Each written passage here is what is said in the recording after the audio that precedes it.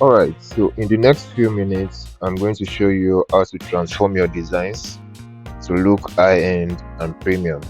So the first thing I like to do, go to File, go to New.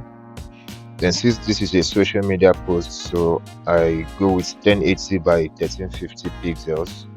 You can check the artboard or maybe leave it, whichever one works best for you. Then every other settings remains the same. So let's go to Create. Now let's bring in our background.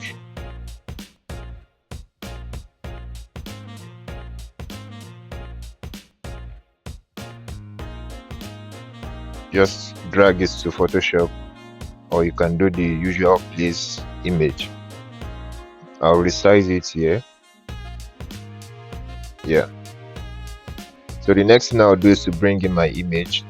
So you can use Photoshop to cut out your background or use any AI tool available to you. So let me make this bigger. Bring this down a little bit. Okay, I think this looks nice. I check this. So very quickly, let's start to transform our image. So the very first thing you do is to go to your layers panel, right click on your image and go to convert to smart objects. So the reason why we are doing this is to perform a non-destructive edit, whereby we can come back to our edit and make adjustments if we need to. So the next thing you do is to go to filter, then go to camera raw filter. Alright, you can zoom in on this so you can see your changes. So let's start with the basics. Would like to add a little bit of highlights. Alright, then let's go to texture. So we can see the texture is not really here, so we can increase the texture to make it look more dramatic. So 84 is nice. We can give it a little bit of clarity, say about 7. So you don't want to do that too much. Let's go to the shadows. You can see there are so many dark areas on our hair. So let's increase the shadows a bit to give it that dramatic effect. So you can see the image is getting a bit brighter. So you can toggle on the before and after right here. Before and after, so it's looking nice already. The next thing we'll do is to go to your detail and increase the sharpening. So your Photoshop might be a little bit different from mine, but it's pretty much has the same settings. So just go to sharpening, increase the sharpening to about 91 is fine. Let's go back to basic, increase the shadows a little bit. So the next thing I like to do is to increase the vibrance. So just any value is fine, there's no specific value, whichever one you feel looks nice to you. So I think this is great for my picture. This was the before, now this is the after. So something else I like to add is color grading. So I like to add a little bit of blue since our background is blue, just for it to blend in with the background. So let's go, this is a bit more, these are mid-tones. You can leave it just a little bit of blue.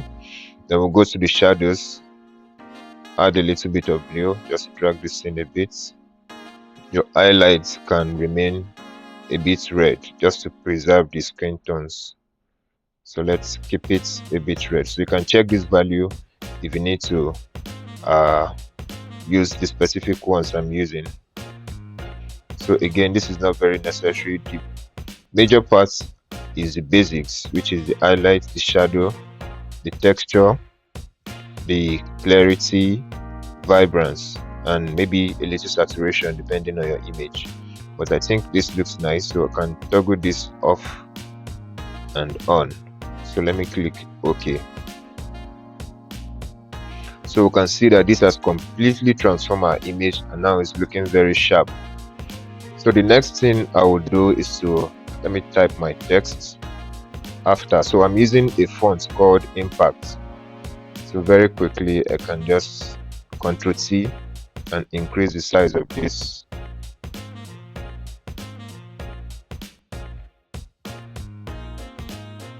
Then align it to the middle. So we can bring this behind our image to look professional. Okay, so this is nice. The last thing I would like to add is a little bit of texture, a little bit of grunge texture to my image, just to tie it together. So I have this texture over here, this texture. So I'm going to bring it into Photoshop.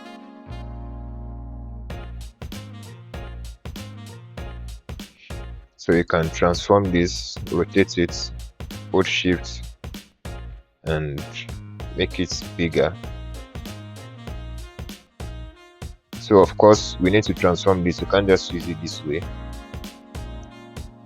So the next thing you go to is to go to your overlay, or let's use multiply. Go to your multiply. You need to reduce the opacity of this. Let's reduce it a bit. You just need it to be very soft, not too much. So about 13% is good. Let me zoom in a little bit.